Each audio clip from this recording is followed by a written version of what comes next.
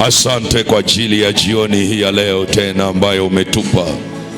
Tunakuadhimisha peke yako Mungu wetu uliye hai. Pokea sifa na heshima tena, kwa kuwa hatuna Mungu mwingine zaidi yako. Watoto wako na watumishi wako tumenyenyekea kwako, tukisii rehema zako na mkono wako wenye nguvu. E Bwana, uwe pamoja nasi ili kutusaidia, uwe pamoja nasi ili kututetea, uwe pamoja nasi e Bwana ili kutuwezesha, kwa kuwa peke yetu hatuwezi. Ndiyo sababu tunanyenyekea kwako. Roho Mtakatifu, ninakukaribisha tena kwenye kusanyiko hili na kwenye madhabahu hii, upate kutuhudumia sawa sawa na mapenzi yako. Damu yako inaonena mema, iruhusu tena inene mema Bwana, kupitia madhabahu hii na kupitia kanisa lako hili, watoto wako na watu wako wapendao ambao umewakusanya kwa neema yako tena jioni ya leo. Mbingu zako ziwe wazi e Bwana, zilifunue kusudi lako la jioni, katika jina la Yesu aliye hai na kwa damu ya Yesu Kristo, katika jina la Yesu aliye hai na kwa damu ya Yesu Kristo wa Nazareti. Amen. Amen. Mpigie Yesu makofi ya shangwe. Bwana siwe. Tunapozungumza uamsho, ni kazi ya Roho Mtakatifu. Amen, amen. Uamsho ni kazi ya Roho Mtakatifu, kwa sababu Roho Mtakatifu ndiye Bwana wa uamsho. Na tunapozungumza uamsho, watu wa Mungu, maana yake nini? Maana yake kanisa lililoko Ileje, vipawa ambavyo yamkini adui anavipiga vita na kuvizimisha, vinatakiwa vipokee nguvu na vichanue kwa nguvu kwa ajili ya utukufu wa Mungu. Amen, amen. Maombi yanayozimishwa yarejeshwe. Moto wa maombi unatakiwa kuonekana Ileje. Amen, amen. Hali ya kupoa iondoke, kuanzia kwa mtu binafsi, kwa familia, mpaka kanisa kwa ujumla. Hali ya kupoa ifanye nini? Iondoke. Lakini tunapozungumza uamsho, tunazungumza maisha ya ufalme wa Mungu yaanze kuonekana Ileje. Na unajua nuru inapotawala, umewahi kuona mahali popote giza likiwa na nguvu, hata maendeleo ya kibinadamu hayaonekani kwa urahisi. Mliokuwepo, somo linasema Roho Mtakatifu anavyoleta uamsho wa kiroho kwenye nafasi aliyokuweka. Roho Mtakatifu anavyoleta uamsho wa kiroho kwenye nafasi aliyokuweka. Sasa angalia, kwa nini Roho Mtakatifu anatupa somo la namna hii kwenye kongamano hili? Maana yake hivi, maana yake kuna nafasi ambazo Mungu ametuweka, watu wa Mungu. Kama wewe ni mama umeolewa, ile ni nafasi Mungu amekuweka. Kama wewe ni baba umeoa na una watoto, hiyo ni nafasi mbele za Mungu. Mungu amekuweka. Kuna nafasi za kiroho mbalimbali. Wewe ni kiongozi wa kwaya, ni nafasi Mungu amekuweka. Wewe ni mzee wa kanisa, ni nafasi. Wewe ni kiongozi wa fellowship, ni nafasi. Wewe ni mhubiri, ni nafasi Mungu amekuweka.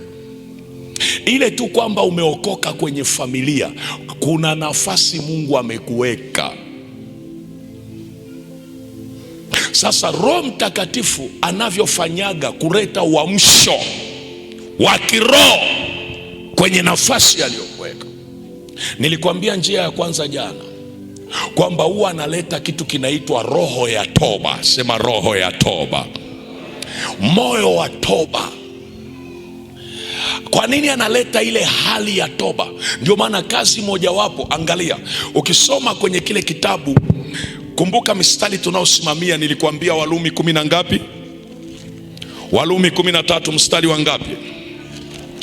Walumi 13 mstari wa 11 hadi wa 14, na nikakusomea Habakuki 3 mstari wa ngapi? Wa 2.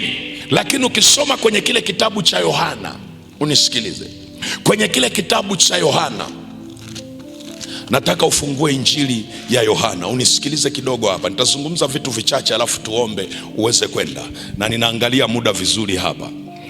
Ukisoma kwenye kile kitabu cha Yohana,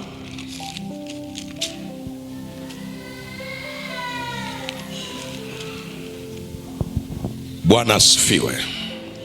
Bwana asifiwe. Bwana asifiwe. Bwana asifiwe. Bwana asifiwe. Bwana asifiwe. Nataka nikugusie kidogo habari za Roho Mtakatifu kwenye kile kitabu cha nani? Cha Yohana, uweze kuona, kwa sababu ukisoma kwenye kitabu cha Yohana ameongea ile sura ya 15, hata ukienda sura ya 16 ameongea habari za Roho Mtakatifu. Angalia kwa mfano, ukianzia sura ya 14, angalia sura ya 14, sura ya 14 mstari wa 26, sura ya 14 mstari wa 26, sura ya 14 mstari wa 26. Umeona sura ya 14 mstari wa 26? Alafu andika na ile sura ya 16 mstari wa 13. Andika sura ya 16 mstari wa 13 mpaka ule wa 14. Sura ya 16 mstari wa 13 mpaka ule wa 10 na ngapi? Wa 14. Alafu tena tuone na ile sura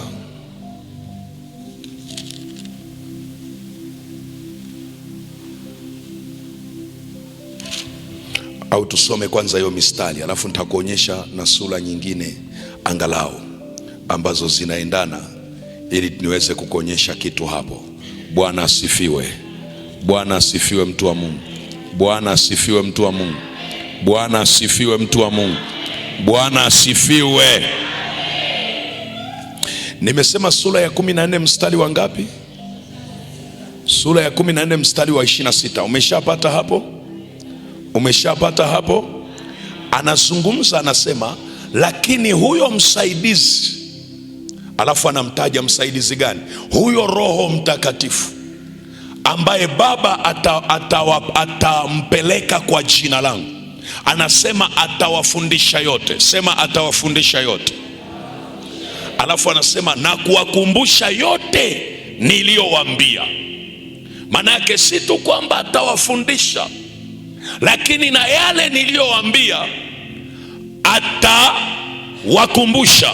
Sasa angalia ile sura ya 16. Sura ya 16 nimesema mstari wa ngapi? Mstari wa ngapi? Mstari wa 13 mpaka wa ngapi? Haya tuliopata tunaweza tukasoma kwa pamoja. 1, 2, 3.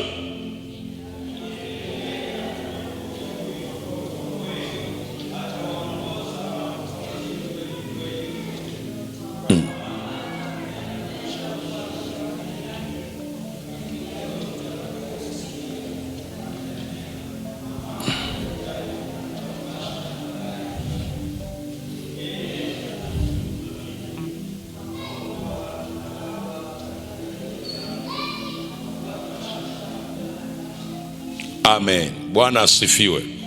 Wengine waliacha kusoma, si ndio? Bwana asifiwe. Nimekusomea hii mistari miwili, angalau hizi sura mbili usikie habari za Roho Mtakatifu. Kwenye ile sura ya 14 anazungumza huyo msaidizi, alafu anamtambulisha huyo msaidizi, anamsema msaidizi huyo ni Roho Mtakatifu. Anasema atakapokuja, kazi yake kubwa, atawafundisha yote. Maana yake Roho Mtakatifu ni mwalimu zaidi ya walimu, na kama kuna mwalimu anayeogopeka na utawala wa giza, anaitwa Roho Mtakatifu. Anaposema atawafundisha yote, maana yake yeye anajua yote, anayajua yote. Yani yale ambayo wanadamu wanayajua na wasioyajua, yeye anayajua unayoyajua na usioyajua. Yale ambayo shetani anayajua na asiyoyajua, yeye anayajua shetani anayoyajua na asiyoyajua. Na ndio maana Roho Mtakatifu ni mwalimu mzuri, na unisikilize, mwalimu mzuri katika siku za mwisho tulizo nazo. Moja ya ajenda yake kubwa, na anapoachilia mafundisho kwa mtu binafsi na kwa kanisa, moja ya ajenda yake kubwa ni kuliamsha kanisa, ni kuleta uamsho, ni kuja yeye. Tunaposema kuleta uamsho, maana yake ni kuja yeye apate nafasi ya kupitia wewe kufanya kazi zake. Hii Kiswahili kimekuwa kigumu. Roho Mtakatifu hana mwili. Ili afanye kazi ndani ya kanisa, ndani ya kwaya, ndani ya familia, ndani ya mji, anauhitaji mwili wako huo. Na ili apate nafasi kwenye mwili wako, lazima wewe ambaye Mungu alikupa mwili umkubali kwanza yeye, alafu aingie ndani yako. Na akiingia ndani yako, atahitaji kukaa, atahitaji kuishi, atahitaji kuwa na makazi ndani ya mwili wako. Na anapokuwa na makazi ndani ya mwili wako, kazi mojawapo atakaoanza kuifanya ni kukufundisha yote. Katika hayo yote atakayokuwa anakufundisha, hasemi kwa shauri lake. Maana yake chochote Roho Mtakatifu anachosema ndivyo kilivyoamuliwa mbinguni, ndicho kinachoendelea mbinguni. Roho Mtakatifu anapojifunua ndani yako, maana yake ni Mungu anajifunua ndani, kwa sababu Roho Mtakatifu ni Roho wa Mungu. Roho Mtakatifu ni Roho wa Kristo. Roho Mtakatifu ni Roho wa Baba. Kwa hiyo Baba, Mwana, ili aweze kukaa ndani yetu, Baba na Mwana wanakaa ndani yetu kwa njia ya Roho Mtakatifu. Ukisikia mtu anasema huyu anakaa na Mungu, maana yake amempa nafasi Roho Mtakatifu. Ndio maana unapookoka, ili Yesu akae ndani yako, anakaa ndani yako kwa njia ya Roho wake. Haleluya, watu wa Mungu. Haleluya, watu wa Mungu. Ngoja nikupe hii kubwa kidogo, utanielewa. Kabla Yesu hajafa, ndani yake alikuwa anakaa Baba. Sawa, Baba tu. Baba na yeye ilikuwa ni kitu. Huwezi kumtenganisha Yesu na nani. Ukitaka umuone Baba, unamuona Yesu. Kabla hajafa msalabani, alipokufa msalabani, nini, unajua nini kilitokea?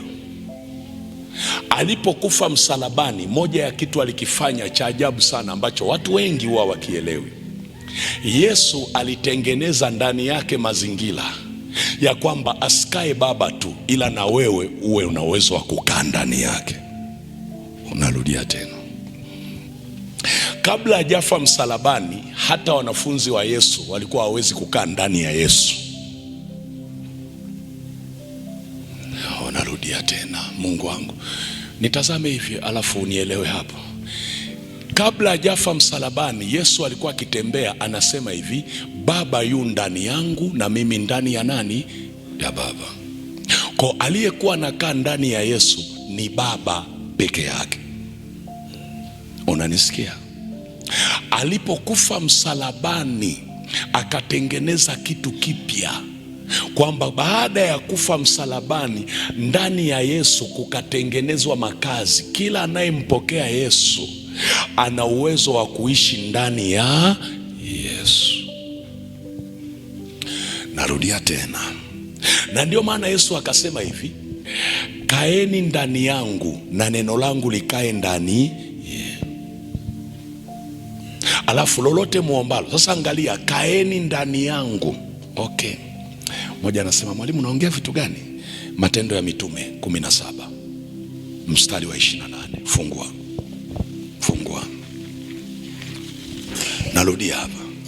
Narudia hapa na unisikilize. Unajua kwa nini unaogopa wachawi? Kwa nini saa nyingine mtu halali anasema, yani hii mizimu hii, yani hawa wachawi hawa, yani hii familia imejaa uchawi? Kwa nini wewe peke yako umetoka kwenye familia yenye uchawi? Muulize jirani yako, mwambie, kwani ni wewe peke yako sasa uliyetoka kwenye ukoo wenye uchawi?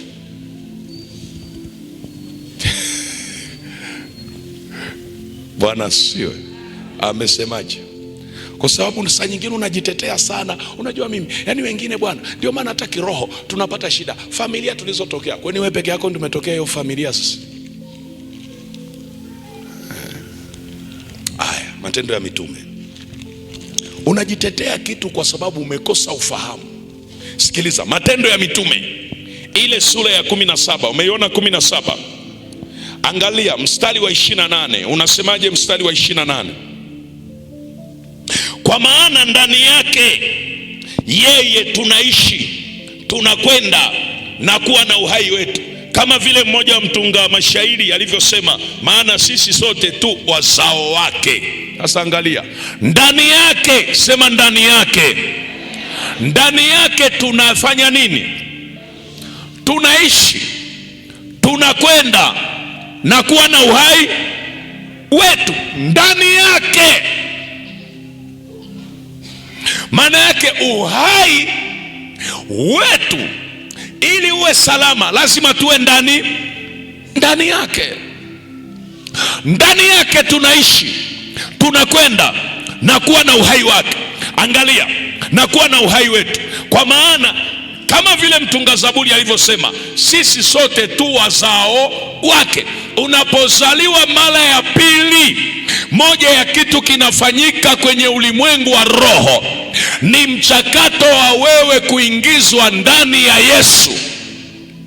Na ndani ya Yesu ndiko ambako huwa kunazaliwa maisha ya kiumbe kipya. Ndio maana Biblia inasema kwenye ile wa Korinto wa pili mstari wa 5:17, hata imekuwa. Maana yake hata imekuwa, sio itakuwa, imekuwa. Sio itakuwa, imekuwa. Neno hata imekuwa maana yake hilo jambo limeshatokea tayari. Hata imekuwa. Mtu akiwa ndani ya Kristo amekuwa nini? Sio atakuwa, amekuwa nini? Lakini ili awe kiumbe kipya lazima awe ndani ya nani? Lazima awe ndani ya nani? Lazima awe ndani ya nani? Lazima awe ndani ya nani? Lazima awe ndani ya nani? Sasa nani atakaye kuweka ndani yake? Na angalia, usipoelewa hii elimu, watu wa Mungu, ndio ile unabaki umeokoka lakini maisha yako hayana tofauti na mpagani. Sijui unanielewa? Yaani mpagani, wachawi wanapiga watoto wake na wewe unapigwa watoto wako. Mpagani analogwa, analogeka, na wewe unalogwa, unalogeka. Kwa sababu umewahi kujiuliza, ukiwa ndani ya Yesu, maana yake ili mtu akuloge lazima amloge kwanza Yesu. Nani aliwahi kumloga Yesu akamweza? Kifo tu kilipiga saluti, kikasema nimezoea kutunza miili ya watu huku, mwili wako siuwezi. Nani anaweza kumuua Yesu? Ukiwa ndani ya Yesu, maana yake uhai wako umefichwa ndani yake. Ili mtu aondoe uhai wako lazima kwanza amuondoe Yesu. Na ndio maana hila anazotumia shetani leo, anaweza asimuondoe Yesu. Anachofanya ni kukufanya wewe mwenyewe ujiondoe kwenye nafasi ya kukaa ndani ya Yesu. Yaani wewe mwenyewe mkatae ili ndio wakuloge. Mwae kuona njia anazotumia? Hamjasoma hila anazotumia? Ana mbinu nyingi sana. Mnanielewa ninachosema? Nje ya Yesu asikudanganye mtu, hakuna maisha. Nakueleza, jifariji unavyoweza, lakini ndani yake tunaishi, tunakwenda na kuwa na uhai wetu. Nje yake hakuna maisha. Na ndio maana jambo la kwanza ambalo Roho Mtakatifu anafanya anapotaka kuleta uamsho ni kuwarejesha watoto wa Mungu na watu wa Mungu ndani ya Kristo. Kwa sababu huko watapata baraka, huko watapata furaha, huko watapata amani, huko watapata afya, huko watapata uponyaji, huko wataiona njia ya Mungu kwenye familia zao. Nje ya Yesu hakuna maisha. Jivunie elimu yoyote ulionayo, lakini utakufa kibudu wewe. Hakuna maisha nje ya Yesu. Na kueleza kwa ujasiri, hakuna maisha nje ya Yesu. Na kueleza, unanielewa vizuri? Maisha yanapatikana ndani yake, ndani yake. Na ndio maana nimekusomea hii mistari makusudi unisikie. Mwalimu, kwa nini umetusomea makusudi? Angalia ule mstari mwingine niliokuwa nimekusomea. Unaokumbuka? Yohana 16. Unaokumbuka ule mstari? Unaokumbuka ule mstari? Nilisema Yohana 16 mstari wa ngapi? 13 hadi 14. Anasemaje? Anasema lakini yeye atakapokuja huyo Roho wa kweli, sema Roho wa kweli. Kumbuka kule amesema atakawafundisha yote, lakini huku anasemaje? Anasema atakapokuja Roho wa kweli atafanya nini? Atawaongoza, awatie kwenye nini? Rudia tena, awatie kwenye nini? Unajua lile neno awatie kwenye kweli yote, maana yake anawazamisha ndani ya nini? Kweli yote. Kweli yote ndio kitu gani? Kweli yote ndio kitu gani? Haleluya. Yohana ile sura ya 14 mstari wa 6 unasemaje? Kweli yote ndio kitu gani? Yohana ile sura ya 14 mstari wa 16 unasemaje? Unasemaje? Mstari wa 6, 14 mstari wa 6 unasema hivi: Yesu akamwambia, mimi ndimi, alafu inaweka mkato na nini, alafu mkato na nini. Maana yake Yesu ndiye kweli, Yesu ndiye njia, Yesu ndiye uzima. Maana yake ukimpata Yesu umepata njia, ukimpata Yesu umepata kweli, ukimpata Yesu umepata uzima. Kuwatia kwenye kweli yake maana yake ni kuwatia ndani ya Yesu. Mandorobos. Kuna mtu ananielewa ninachosema? Ni kuwazamisha, kwa sababu kweli ni neno la Mungu. Angalia, ukisoma kiBiblia inasemaje? Kwenye Yohana 17:17 inasema awatakase kwa ile kweli, maana neno lake ndiyo kweli. Neno lake ndiyo kweli. Maana yake kweli ni nini? Ni neno la Mungu. Neno la Mungu ni nani? Hapo mwanzo kulikuwako neno, naye neno alikuwako kwa Mungu, naye neno alikuwa nani? Hakuna chochote kilichofanyika pasipo. Ndani yake ndimo ulimo kuwemo, nao uzima ulikuwa nuru, nayo nuru yafanya nini? Yang'aa gizani, wala giza halikuiweza. Alikuwako nuru halisi akija ulimwenguni. Huyo nuru halisi anaitwa nani? Yesu Kristo. Amejaa neema na kweli, amejaa neema na kweli.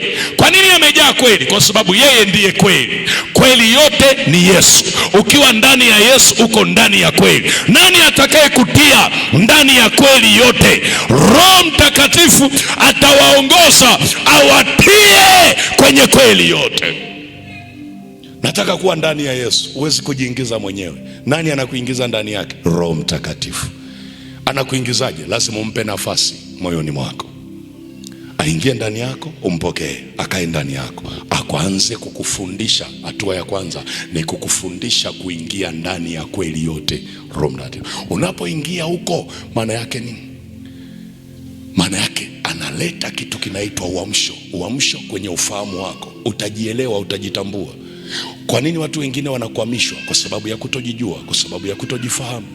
Unavikimbia vitu vilivyopaswa kukukimbia wewe. Umewahi kujiuliza, mtu anaogopa akisikia mapepo, akisikia wachawi, akisikia nini? Mwingine unafikiri anakemea, kumbe uoga tu. Kama unanielewa sema amen. Kwa hiyo Roho Mtakatifu anapokuingiza kwenye kweli yote, anaondoa nini? Hofu. Sasa njia gani nyingine anatumia? Nafunika na Biblia ili tuombe ni kuruhusu. Njia gani nyingine anatumia anapotaka kuleta uamsho wa kiroho? Nimekuonyesha hii ya kwanza, analeta moyo wa toba, kukugeuza, kukuingiza ndani ya Kristo. Amen, amen. Amen, amen. Na nilipokuwa nakwambia pale saa imewadia ya kuamka katika usingizi, cha kwanza anasema mvue matendo ya giza. Ile ni toba, kubadilika mwenendo. Lakini kitu gani hapa anazungumza sasa? Njia nyingine anayoitumia, na hii ni ya muhimu, na hii ndio nakusisitiza ili kesho uweze kuwahi tupige fire hapa paka ya familia, kwa sababu hizi njia anayotumiaga hii ndio ambayo shetani ameitime kwenye familia zetu, ameitime kwenye maisha yetu. Njia nyingine anayotumia, angalia, Roho Mtakatifu akitaka kuleta uamsho, eneo mojawapo atakalolitumia ni matengenezo ya kiibada. Sema matengenezo ya kiibada. Njia anayoitumia ni ibada. Wengine kusema ibada, anasema mwalimu unaongea kitu gani? Kumwabudu Mungu. Ibada. Ukizungumza ibada, unisikilize mtu wa Mungu, sijajua unajuaje kuhusu ibada. Ibada ni agano, ibada ni ushirika, ibada ni mahusiano. Na ndio maana ukisikia ibada, kuna madhabahu, kuna Mungu wa hiyo madhabahu, kuna anayeabudu. Ibada ni heshima ya juu kabisa juu ya roho yoyote inayofanyiwa ibada. Ndio maana moja ya kitu kinachosababisha roho yoyote iwe na nguvu kwenye eneo ni ibada. Ukimwabudu shetani kwenye hilo eneo, uwe na uhakika nguvu zake zitaonekana. Ibada, kwa sababu ibada ni kiunganishi, ibada ni ushirika, ibada ni agano. Na ndio maana angalia, wakati wowote Mungu alipotaka kuzungumza juu ya hatima ya maisha ya watu, ilibidi ifanyike ibada. Na katika eneo ambalo adui analizimisha ni ibada, kwa sababu anajua Mungu ana kiu sana na watu wenye ibada. Na ukisoma maandiko anasema anawatafuta, maana yake hawapatikani. Ibada. Narudia tena, ibada. Wakati sisi tunaokoka tukiwa wadogo, tulikuwa tunakutana na wazee wa zamani, wale wa New Life wa zamani wale. Kwanza walikuwa na moja ya kitu wameweka standard ni utakatifu kuliko chochote, kwa sababu walijua ibada inayomhusu Mungu ni ibada takatifu. Ukifika kwenye ibada hakuna vyombo, hakuna nini, ni makofi na tenzi, lakini utauona moto, utaiona nguvu ya Mungu. Hakukuwa na muda wa kufundishana sijui namna ya kuvunja maagano. Zile ibada za wale wazee wa zamani, walikuwa wanaimba tenzi. Wakiimba kwenye hiyo nyumba, moto unauona. Utakatifu ndio ilikuwa standard. Fanya ujinga ukisogee kwenye ile ibada, watajua. Afu atakwambia wewe umetoka wapi? Sasa ibada zilipopunguzwa makali, unajua madhara yake, uwepo wa Mungu nao ukapungua. Ndio maana leo unaona watu wanaomba, anatumia nguvu nyingi, lakini nguvu za Mungu unaziona kidogo. Kwa sababu eneo linaloitwa ibada limefanya nini? Kwenye ibada ndiko ambako Mungu anachekaga, ndiko ambako Mungu anaguswa moyo wake, alafu anaweka maagano. Jamani, watu wa Mungu mnisikilize. Ukisoma kwenye kitabu cha Mwanzo habari za Nuhu, si unafahamu habari za Nuhu? Nuhu ametoka, nataka nikueleze haya kwa sababu nitaeleza kesho vizuri. Nuhu ametoka kwenye safina, kila kitu kimeharibika. Sema kila kitu kimeharibika. Kila kitu kimeharibika, dunia imeharibika, haina matumaini. Alipotoka kwenye safina, kitu cha kwanza alichofanya ni nini? Ibada.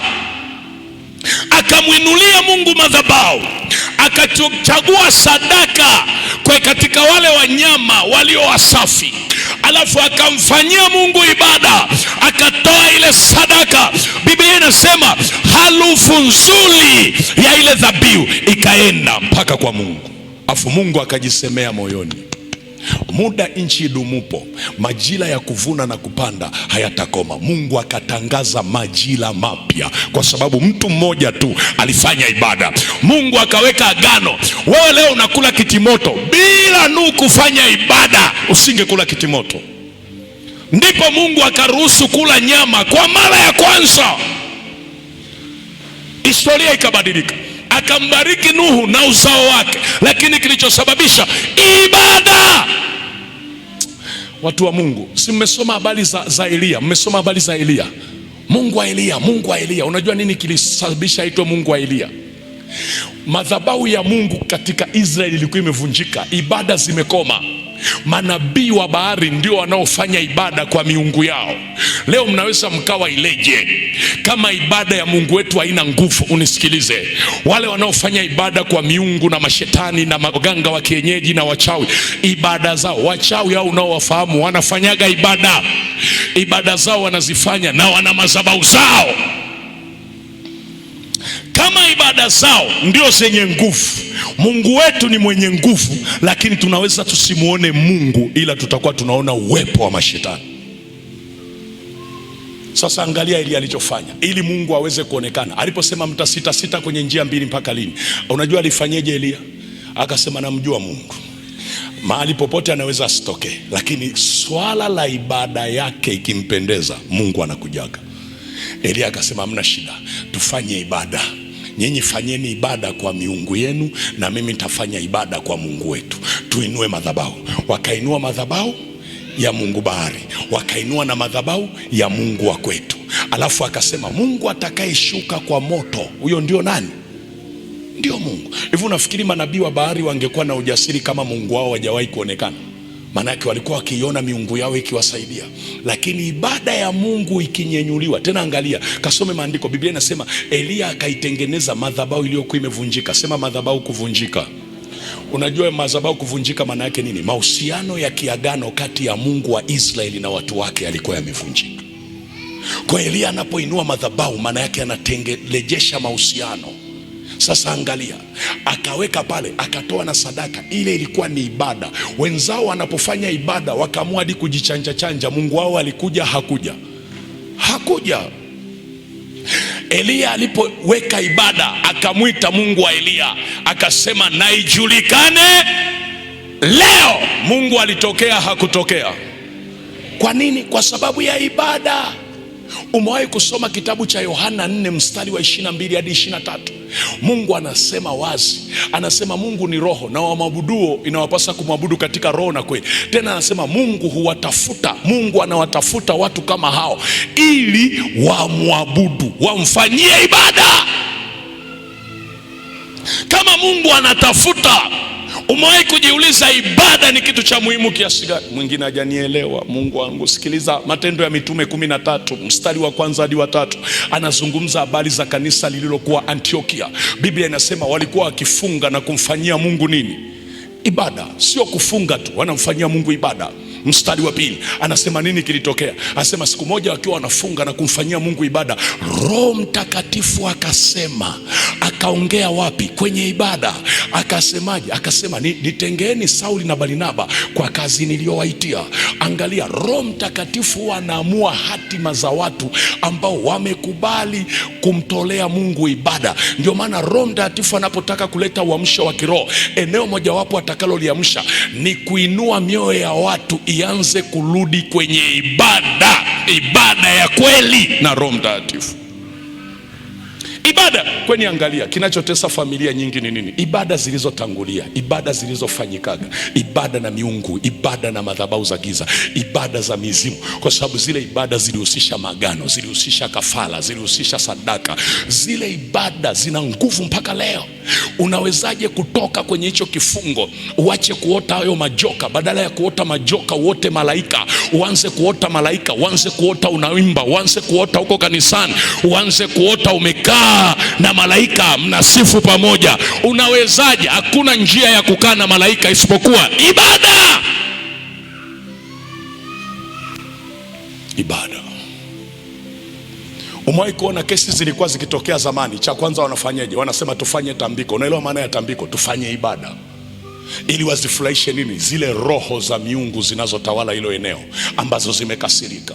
Lakini watoto wa Mungu hawajui kwamba Roho Mtakatifu akitaka kuleta uamsho, maana yake anataka matengenezo ya kiibada. Madhabahu yake iliyopoteza moto irejeshe moto. Madhabahu yake iliyoharibika, iliyonajisika, iliyofanywa vitu vya ovyo irejeshewe moto wake. Na Mungu anaporejesha hiyo ibada kwenye mioyo ya watu, zile nguvu unazoombaga, Mungu achilia nguvu, achilia upako. Hautaomba achilia upako, unaanza unaomiminika wenyewe, kwa sababu ibada ni lango kubwa.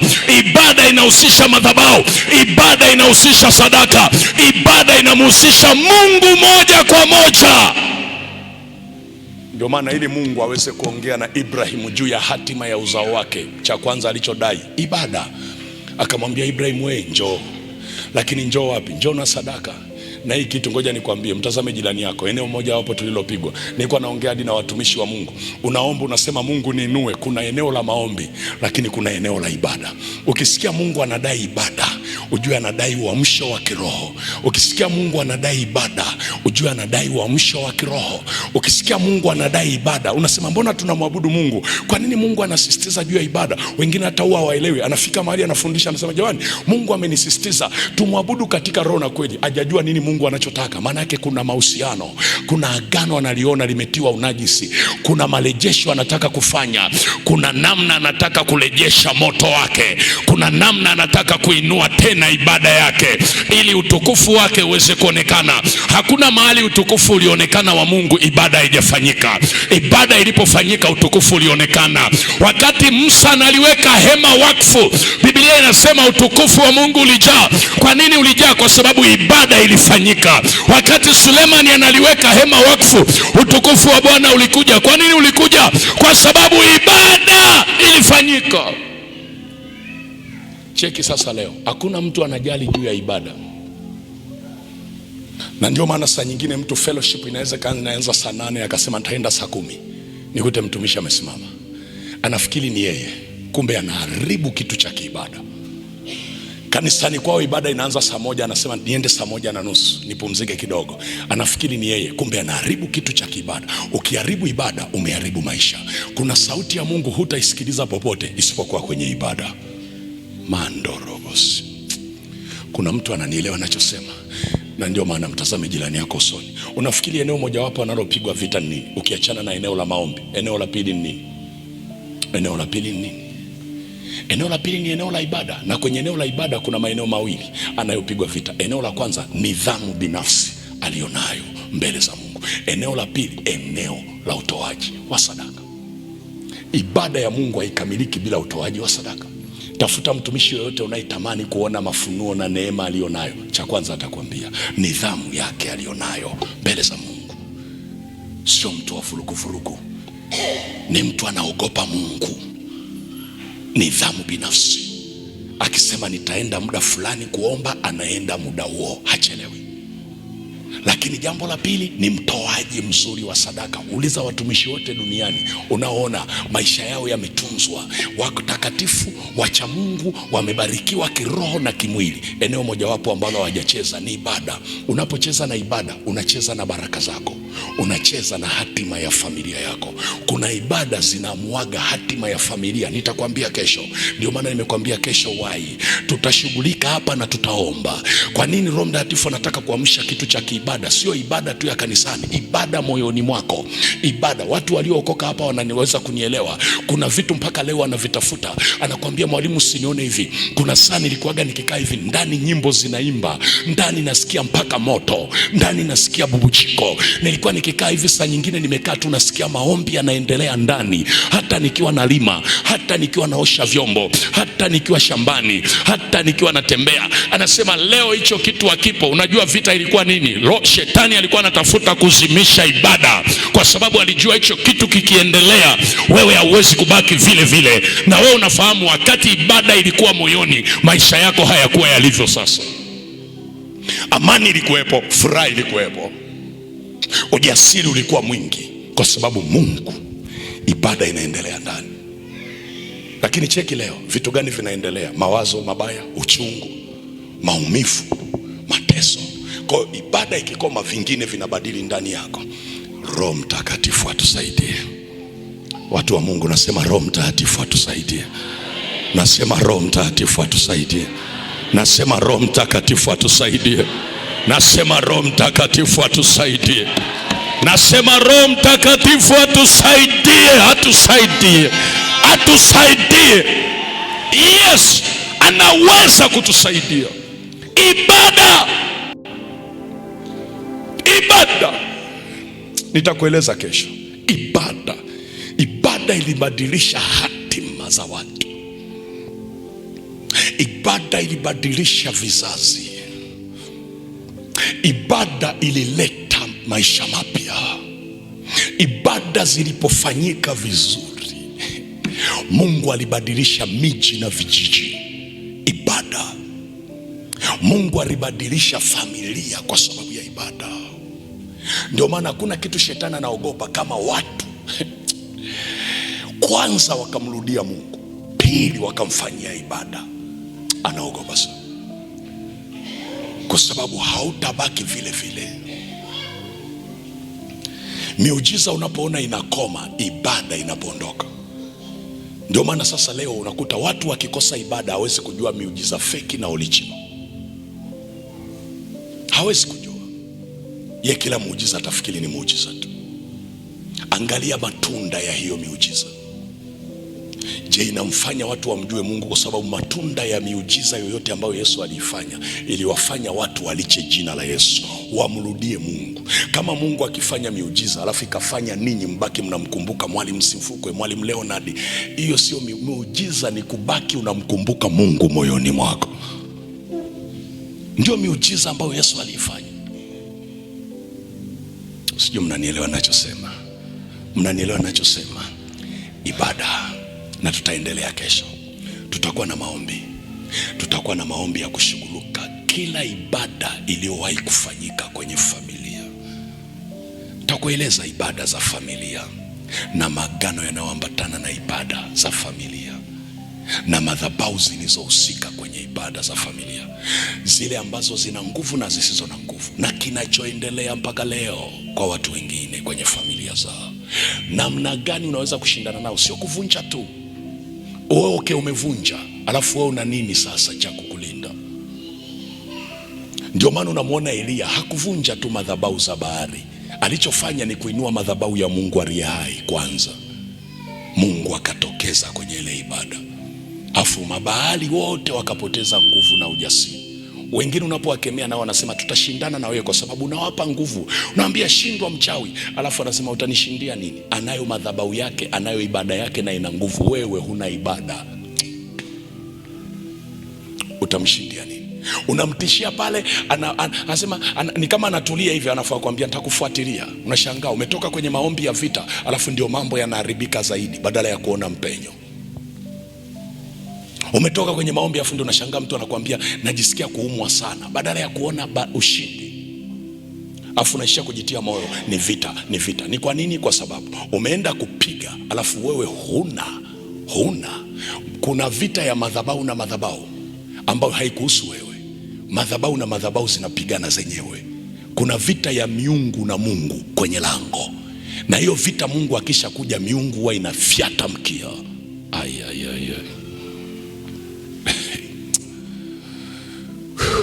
Kuna mtu amenielewa? Takueleza mifano mingi kwenye Biblia. Kuna maeneo Mungu alidai ibada kabisa na akatoa maelekezo, kasema nitengenezee ibada. Alafu yule mtu alipofanya ibada, Mungu akabadilisha historia ya familia. Takuonyesha mifano na tutaomba kesho hapa, na tunataka tumuone Mungu akifufua ibada kwenye mioyo yetu. Unanielewa ninachosema? Tumuone Mungu akifufua ibada kwenye mioyo yetu. Inua mikono yako juu. My Lord, fuatana na mimi maombi haya. Sema e Mungu ria hai. Paza sauti yako, sema e Mungu ria hai. Ninakuinulia mikono jioni ya leo. Jioni ya leo. Jioni ya leo. Sema kwa sauti, na kuinulia mikono jioni ya leo. Jioni ya leo. Asante kwa neno lako. Asante kwa neno lako kwenye maisha yangu, ili kunizuia nisiwe na uwezo wa kufanya ibada inayokupendeza. Jioni ya leo ninaiachilia damu ya mwana kondoo, damu ya mwana kondoo, damu ya mwana kondoo, damu ya mwana kondoo kwenye moyo wangu, kwenye fikra zangu, kwenye roho yangu, kwa jina la Yesu ninanyamazisha hiyo vita kwa damu ya Yesu, kwa damu ya Yesu, kwa damu ya Yesu, kwa damu ya Yesu, kwa damu ya Yesu. Roho yoyote iliyopanga kunikwamisha ili nisikuinulie madhabahu ya kiibada ndani ya moyo wangu na kwenye familia, Bwana, jioni ya leo ninaituma damu ya Yesu. Usiku wa leo ninaituma damu ya Yesu. Siku ya kesho ninaituma damu ya Yesu. Chochote ambacho shetani na mapepo yamekusudia hakitafanikiwa kwa damu ya Yesu, kwa damu ya Yesu, kwa damu ya Yesu, kwa damu ya Yesu. Haya, jiombe dakika moja tu, dakika moja. Itume damu ya Yesu, pangua hiyo vita. Omba kwa imani, omba kwa imani. Mapepo hayatakuzuia. Sauti yoyote ambayo imekuwa ikipita kwenye moyo wako haitakuzuia kwenye jambo hili ambalo Bwana amelileta kwako. Haitakuzuia. Chochote ambacho Bwana atakueleza, atakupa na nguvu ya kufanya kwa damu ya Yesu. Hayo mapepo yanasikia na hizo roho za kichawi zinasikia. Huo uchawi wa kwenye anga hili, huo uchawi wa kwenye ardhi hii unasikia. Roho za machoka na mizimu na miungu inasikia kwa damu ya Yesu aliye hai. Hamtamzuia mwanamke huyu, hamtazuia familia yake, hamtazuia maisha yake, hamtazuia moyo wake. Yesu, hamtazuia kwa damu ya Yesu, kwa damu ya Yesu, kwa damu ya Yesu. Saa imefika, saa imefika, saa imefika ya maisha yake kuachiliwa kwa damu ya Yesu. Mandarabasa, omba kidogo, paza sauti yako.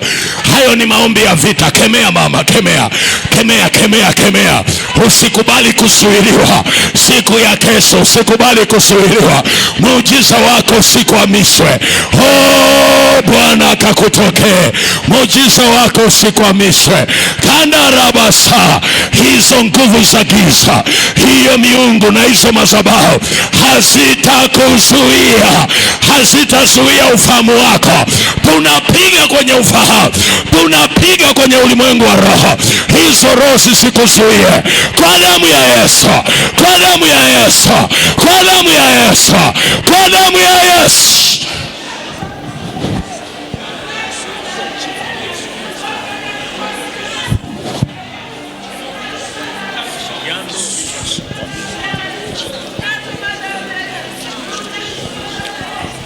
Asante Yesu, asante Bwana, asante Bwana, asante Mungu.